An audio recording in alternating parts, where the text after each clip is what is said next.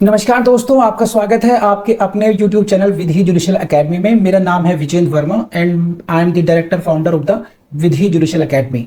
We provide coaching for the judicial services exams, and through this video we are trying to reach out to you to provide you full professional exam oriented coaching for the judicial services, and that is free of cost. इन classes में जो videos हम आपको provide करेंगे, we are going to provide you the entire foundation course including all the books, including all the details whether it is required for the prelims or mains or for the guidance for the interview. Means in videos को आपने सिर्फ इतना करना है, sequence में देखना है, playlist को अच्छी तरीके से देखना है। सब्जेक्ट वाइज मिल जाएंगे आपको, CPC, constitution, contract, BNS, BNSS, इन सब की प्लेलिस्ट आपको सीक्वेंस में मिलेगी। इन प्लेलिस्ट को देख करके आपने you have to take the coaching from the scratch. First video से लेके लास्ट वीडियो तक आपने करना है। उन्हीं वीडियोस में आपको गाइड किया गया है कि किस तरीके से आप किसी को कोई सा particular provision, section, sub section उसको प्रीलिम्स के लिए पढ़ना है क्या, मेंस के लिए पढ़ना है क्या, और उसके किस तरीके से नोट्स करने चाहिए, कैसे आपको रिवीजन करना चाहिए। इन्हीं वीडियोस में डिटेल में गाइडेंस आपको मिलेगी। तो प्लीज आपसे ये रिक्वेस्ट है, आप ये ना समझें कि यूट्यूब में फ्री में दिया गया है तो फिर ऐसे ही होगा। ये वो प्रोफेशनल कोर्स है जिसके लिए हम लोग अच्छी खासी हाई फीस लेते आए हैं स्टूडेंट से, लेकिन एक टाइम आता है इंसान को समाज के लिए भी करना चाहिए, और उसी इंटेंशन के साथ में we are providing you the entire course free through the YouTube channel Vidhi judicial academy. तो प्लीज हर वीडियो की जो थंबनेल है उसको देख करके आपको आइडिया लग जाएगा कि इसका सब्जेक्ट क्या होने वाला है। कुछ टॉपिक्स ऐसे होते हैं जिनको एक लेक्चर में कवर नहीं किया सकता, तो उसमें लेक्चर नंबर 1, 2, 3 सीक्वेंस से मिलेगा। प्लीज उस तरीके से देख लीजिएगा, और नोट्स आपको अपडेटेड मिलेंगे, उसके लिए कहीं जाने की जरूरत नहीं है। नोट्स का जो लिंक मिलेगा आपको डिस्क्रिप्शन बॉक्स में मिल जाएगा आपको। And thank you very much, wish you all the best. See, Naveen Manjhi को समझने की कोशिश कीजिए कि what was the contention of the appellant और इशू क्या था और किस तरीके से कोर्ट ने उसको देखा। How the court of high court of the Calcutta, how the court of the Kerala too perceived those matters, और फिर सुलोचना अम्मा में सुप्रीम कोर्ट ने क्यों उसको अप्रूव किया। इनमें कंटेंशंस क्या थे, तीनों केस हो गए ना, नवीन मांझी, देवकी अम्मा और बाद में सुलोचना अम्मा केस, है ना। तो इन तीनों केसेस का जो डिस्कशन है, फैक्चुअल में, फैक्ट्स पे नहीं जा रहे हैं हम लोग, किन फैक्ट्स पे केस लड़ा गया, रेशो क्या डिसाइड की, कोर्ट का माइंड क्या था डिसाइड करने से पहले, आपको वो समझना चाहिए इसमें, ठीक है। तो I am coming to the case of Naveen Manjhi first, जिसको कि नकार दिया सुप्रीम कोर्ट ने। समझ रहे हैं आप लोग ये। तो इस केस में हुआ क्या था, in Naveen Manji it was contended. What is my word? It was contended. It means it was argued. What was the argument? Court of Munsif means court of ordinary civil court, by reason of its limited pecuniary jurisdiction can be said to be a court of limited jurisdiction. This was the argument. If the court is having limited pecuniary jurisdiction, means it has not unlimited jurisdiction, so court shall treat that pecuniary jurisdiction as the court of limited jurisdiction. ये issue कहाँ पर है, इसके जड़ में जाइए आप लोग।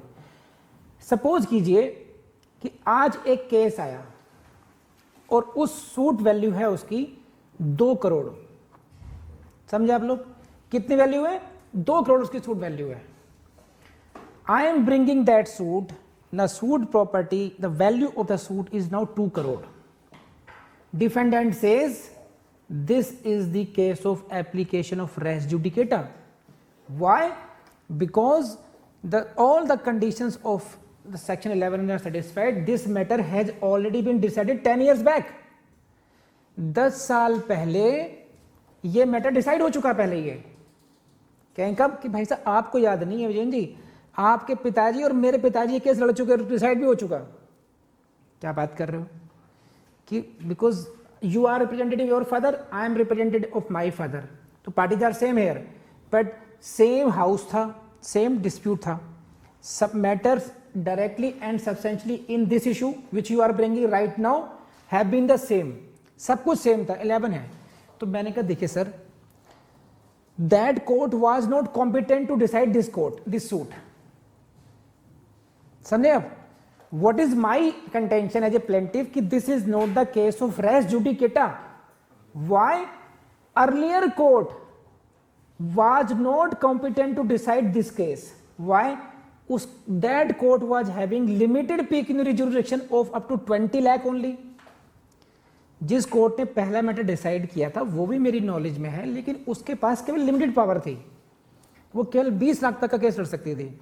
ये है 2 करोड़ का मामला। ये 2 करोड़ का मामला अगर उस कोर्ट में मैं लेकर के आया भी जाता तो वो कोर्ट कॉम्पिटेंट नहीं होती। It means what? That case was not decided by the court of competent jurisdiction, therefore this is not the case of res judicata. Please raise hand. बात समझ में आ गई? अब डिफेंडेंट ने कहा नहीं नहीं, बात ये नहीं है, भले ही वो कोर्ट लिमिटेड पेक्यूनियरी जुरिसडिक्शन की थी, भले ही उस कोर्ट को जुरिसडिक्शन केवल 20 लाख तक का डिसाइड करने का था, लेकिन बिकॉज ऑफ एक्सप्लेनेशन 8th, आप इसको ऐसा पढ़िए, ये कहना है डिफेंडेंट का, defendant who wants that res judicata should apply. What it, वो क्या कह रहे हैं कि कोर्ट ऑफ लिमिटेड जुरिसडिक्शन की जो बात की गई है एक्सप्लेनेशन 8 में, वो उसको ऐसे पढ़ा जाना चाहिए। It should be read like this, court of limited pecuniary jurisdiction. Now this pecuniary jurisdiction, suppose it was having the jurisdiction only up to 20 lakh, this court is not competent to try the subsequent suit whose suit value is 22 crore. Still, if that court decided finally that issue, that will operate as res judicata। ये बात तो सही लग रही है, ये बात कही डिफेंडेंट ने। सारे मतलब ये कि भाई साहब रेस जुडिकेटा अप्लाई होगा, भले ही उस कोर्ट का पेक्यूनियरी जुरिसडिक्शन लिमिटेड था टू 20 लाख, भले ही उस कोर्ट को जुरिसडिक्शन नहीं था इस कोर्ट को सुनने का। क्यों रेस जुडिकेटा अप्लाई होगा? Because this pecuniary limited court of limited pecuniary jurisdiction should be treated as court of limited jurisdiction. यहां पर लिमिटेड पेक्यूनियरी जुरिसडिक्शन का मतलब यह भी लगाया जाना चाहिए the court whose jurisdiction is limited pecuniarily. बात समझ आ गई नहीं आ गई? प्लीज रेज हैंड अगर बात समझ आ गई है तो, है ना।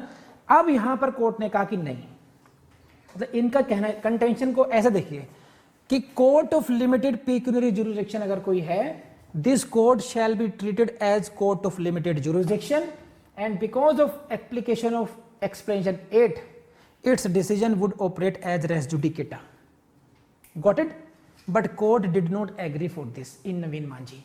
नवीन मांझी ने कहा कि नो, आपकी जो कंटेंशन है वो सही नहीं है, that court was of limited jurisdiction नहीं मानी जाएगी और रेस जुडिकेटा इस पर अप्लाई नहीं होगा। इन्होंने क्या कहा, कोर्ट ने क्या कहा? Negativing the contentions and interpreting explanation 8th in the light of substantive provisions section 11। इन्होंने कहा कि देखो, एक है एक्सप्लेनेशन 8th 8 और एक है सब्सटेंटिव प्रोविजन सेक्शन 11। इनको आपको ढंग से देखना पड़ेगा। सेक्शन 11 का जो सब्सटेंटिव प्रोविजन है, आप समझ रहे हैं, यानी कि जो मेन बॉडी है, that should dominate upon the part of explanation 8th। अगर लेजिस्लेचर की इंटेंशन होती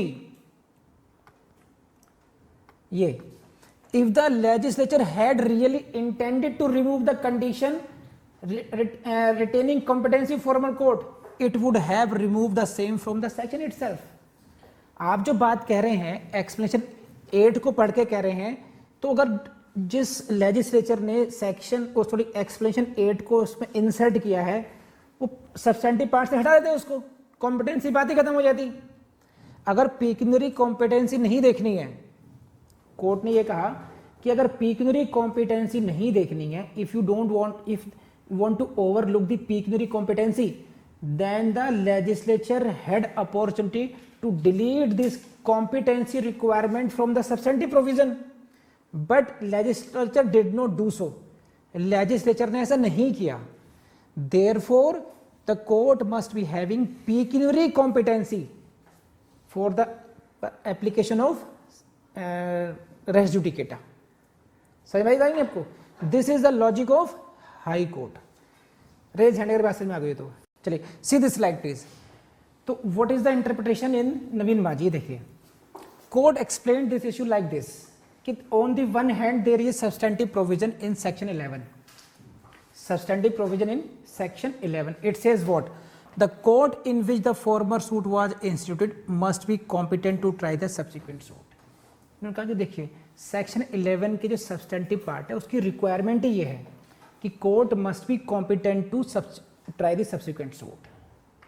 now you are focusing on explanation 8th, which is saying notwithstanding that such court of limited jurisdiction was not competent to try the subsequent suit, res judicata will be applicable।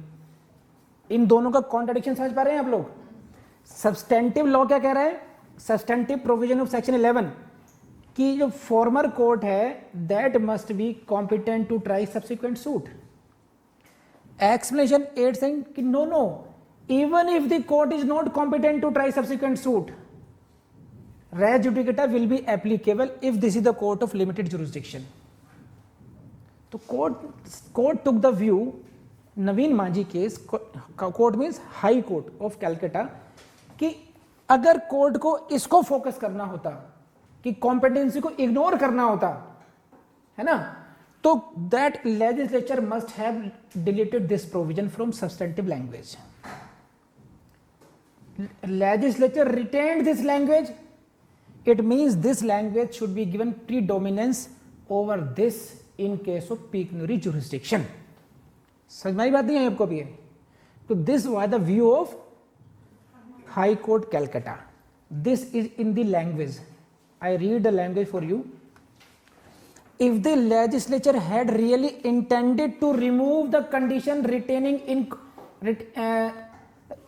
relating to the competency of former court, in that case it would have removed the same from the section itself। अगर legislature की ऐसी intention रही होती तो legislature ने इसको remove कर चुकी होती। Legislature did not remove it, therefore this court will see whether the former court was having pecuniary competence or not। बात समझ में आगे नहीं आगे? प्लीज एजेंडा अगर बात समझ में आ गई तो आपके पे। Now it means if according to section 11 retaining the said condition means competency of the court, the condition of competency was retained, है ना? Retaining the said condition for the applicability of res judicata, former court must be competent to try the subsequent suit। So this is the sine qua non according to Calcutta High Court की no। We will see what has been written in section 11 substantive provision। Okay, we will not go for the explanation।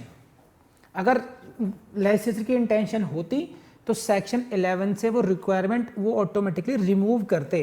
उन्होंने क्योंकि वो remove नहीं किया है, retain किया है, इसलिए the former court must be competent to try subsequent suit. आगे बात समझ नहीं आ गई? नाउ इसके क्वाइट अपोजिट व्यू लिया गया देवकी अम्मा में। अब उनका लॉजिक क्या था उसको समझते हैं।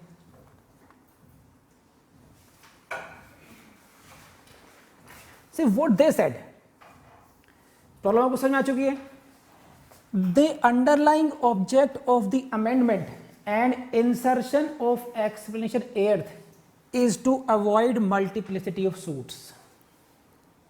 What they said, what High Court of Kerala, कि the real purpose of res judicata is what? To avoid multiplicity of suits। What is the basic concept? What is the objective of res judicata? That is to avoid multiplicity of suits, है ना? तो it is no doubt true that Parliament has not deleted from section 11 these words, but section and explanation must be read harmoniously। The section and the explanation, these are not contradictory, these should be read harmoniously। And if it is not so read, primary object of enacting expression 8th would be defeated। अगर हमने इनको अलग अलग पढ़ा, इनको harmonious कंस्ट्रक्चुअली नहीं पढ़ा, then primary object of insertion of expression 8th, why did the legislature inserted this? भाई explanation 8 हमने ऐड ही क्यों किया? फिर अगर आपको उस टेक्निकल लैंग्वेज पे चलना है, सेक्शन 11 पर सब्सटेंटिव प्रोविजन को ही मानना है, तो फिर मेयर पर्पज ही खत्म हो जाएगा। A party by adding some property और increasing the value thereof from time to time may go on instituting suits after suits. समझे आप कि now former suit was 20 lakh rupees, now I want to re-agitate it, I add something more, now the suit value 25 lakh. I will say कि former court was competent only to try up to 20 lakh, not to 25. Now res judicata will not applicable. Again decided. Now I come again after adding 5 lakh to this. So this will be an endless process. तो उनका कहना ये था, this is what कि main purpose देखिए आप, ये main purpose was to avoid multiplicity of suits. And therefore it would have been better had the parliament in view of insertion of explanation earth deleted the words that court competent. ये अच्छा होता, ये बेहतर होता, it would have been better if the legislature parliament had removed this, but ऐसा नहीं किया गया। अगर even in that case thus you should read it these provisions harmoniously, and this is again it is settled law. What it is settled law? What? An explanation to a section, an explanation into a section may work as an independent provision in some places. ये जरूरी नहीं है कि explanation का जो काम है केवल substantive part को explain करना ही हो। It is not necessary in every case कि explanation works only to explain substantive part. No, in a given case, instead of serving the traditional purpose of explaining a section, explanation may work as an independent provision. ये slide समझे नहीं समझे आप लोग? इनको क्या कहा, दोबारा समझिए इस बात को कि एक्सप्लेनेशन का जो ट्रेडिशनल काम है, why an explanation is added to explain the main body. This is what traditional purpose. This is the traditional purpose of an explanation.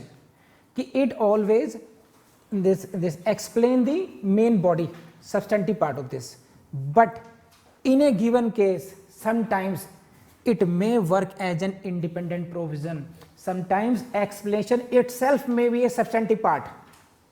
And here it is so. In section 11, it is as if a substantive part. It is not to explain the substantive part, it is the independent provision. You can try to you can take it like this. देख, इन्होंने कहा कि जो see section 11 and there are 8 explanations. In section 9 there are explanations, है ना, everywhere explanations are added to the sections. तो what is the purpose of adding explanation to a section? Traditional purpose is what to explain a section. Explanation जो स्पष्टीकरण जिसको हम हिंदी में बोलते हैं, वो हम क्यों ऐड करते हैं किसी धारा में? ताकि धारा की जो मुख्य लैंग्वेज है, जो सेक्शन की जो लैंग्वेज सब्सटेंटिव पार्ट है, उसको वो स्पष्ट कर पाए। समझ में आई बात? तो this is the traditional purpose of adding an explanation to a section. Got it? But sometimes even the explanation may be as good as the substantive part. It may not be added only to explain the substantive part in itself. Explanation in itself may be a independent provision, and in section 11 explanation earth works like that. If it is saying notwithstanding that such court of limited jurisdiction is not competent to try the subsequent suit, res judicata will apply, then that will apply. You will not give precedence, you will not give precedence to body of the section 11. आप section 11 की substantive part को इस explanation 8th पर वरीयता नहीं देंगे। Why? Because of the main purpose. You should focus on the main purpose. कि what is the main purpose of res judicata? Underlying object क्या है? To avoid multiplicity of explanation 8th भी इसलिए add किया गया ताकि जो मेन पर्पज है वो फ्रस्ट्रेट नहीं हो। नहीं तो लोग क्या करेंगे, पहले के सूट में 50 लाख का था, सेकंड सूट को उसी प्रॉपर्टी को सभी को 60 लाख का बना के दोबारा प्रस्तुत कर देंगे, रेसिड्यू डेटा गोज। तो मेन पर्पस जो मल्टीप्लिसिटी ऑफ सूट को अवॉइड करना था वो हमारा फ्रस्ट्रेट हो जाएगा। तो read this section explanation 8th independently, not only as a explanation to section 11। This is the ratio of Devaki Amma. समझ में आई बात नहीं आई? वो उन्होंने कहा है it would have been better had the parliament in view of insertion of explanation 8th deleted these words. कौन से words? A court competent to try such subsequent suit. इन वर्ड्स को अगर पार्लियामेंट डिलीट कर देती तो अच्छा होता, नहीं किया है। तब भी हमें सेक्शन जो एक्सप्लेनेशन है इसको एज ए इंडिपेंडेंट प्रोविजन पढ़ना होगा। Ultimately it is the intention of the legislature, ultimately it is the intention of the legislature which is paramount, and mere use of a label cannot control or deflect such intention। समझिए language को। देखो मैं क्यों पढ़ा रहा हूँ language आपको, क्योंकि इन्हीं लैंग्वेज से आपको वर्ड्स मिलेंगे आपके मेंस के क्वेश्चन आंसर लिखने के लिए। जरूरी है ये सब। क्यों? Ultimately intention of the legislature is paramount. आपको फोकस करना चाहिए इंटेंशन ऑफ लेजिस्लेचर पर। वो क्या है? To avoid multiplicity of suits. Don't focus की लेबल कि whether it is the section 11 substantive part और whether it is explanation. These are labels. Explanation 6, explanation 7, explanation 8, these are labels only. तो if something is written in the explanation does not mean it becomes subordinate to substantive part. When there are matters which are contradictory to each other, seems to be contradictory to each others, then you should see the main intention of the legislature. Ultimately it is the intention of the legislature which is paramount, and not the mere use of label, means whether it is explanation or it is the substantive part. Label is not important. Important is what? Intention of the legislature. And what is that? Avoid multiplicity of suits. वो तभी avoid होगी जब आप explanation 8th को value दोगे, यानी कि note with standing the competence of the former court being a court of limited duration को मानोगे तब। ये है बात। समझ में नहीं बात आपको? Obliged. So ultimately in the larger public interest it should be that court of limited pecuniary jurisdiction should be treated as the court of limited jurisdiction, and if the court is having, even if the court is not competent to try subsequent suit, res judicata will apply। मैं इसको ऐसे example में समझाऊंगा आपको कि अब ऐसे समझिए, मेरे मकान की कीमत, मेरे मकान से रिलेटेड एक केस आया सन 2000 में, और वो डिसाइड हो गया। उस समय उस सूट की वैल्यू थी 2 लाख रुपए, ऐसा मान लीजिए 2 लाख रुपीज़ का था वो, और वो कोर्ट ने डिसाइड कर दिया। उस कोर्ट का जुरिसडिक्शन था केवल और केवल 20 लाख तक के मुकदमे सुनने का। अब मैंने जो सूट दोबारा लेकर के आया हूँ उसकी सूट वैल्यू मैंने बनाई है 2 करोड़ रुपए, क्योंकि मार्केट वैल्यू से ही प्रॉपर्टी बढ़ गई और भी कुछ एडिशंस हो गए। तो अब अगर डिफेंडेंट ये कहता है कि जी ये कोर्ट पहले से डिसाइड हो चुका मैटर ये, तो मेरा ये कहना कि जी वो तो कोर्ट केवल 20 लाख तक के मुकदमे सुन सकती थी, 2 करोड़ का मुकदमा सुनने के लिए कॉम्पिटेंट ही नहीं थी, वो वैल्यूलेस है। मेरा जो आर्ग्यूमेंट है वो माना नहीं जाएगा, भले ही उस कोर्ट का लिमिटेड जुरिसडिक्शन था, but that court was treated as competent enough because of explanation 8। समझ में आ गया अभी? This is conclusion. और सुलोचना मैं आपको समझा ही चुका हूँ। This was ultimately resolve by supreme court in case of Sulochana Amma. The very narrow view of the High Court of Calcutta in Naveen Manji was overruled, and the court approved the broader view of the High Court of Kerala in this Devki Amma case. I hope that this is very much now in your mind. कर लेंगे आप लोग। बहुत detail में पढ़ाया गया है और बहुत टेक्निकली पढ़ाया गया है, बहुत इंपॉर्टेंट है आपके लिए। बस आपसे यही कहूँगा कि अगर ये वीडियो आपको पसंद आए तो अपने दोस्तों से शेयर करना नहीं भूलेंगे आप लोग, लाइक भी कीजिएगा और कमेंट भी कीजिएगा।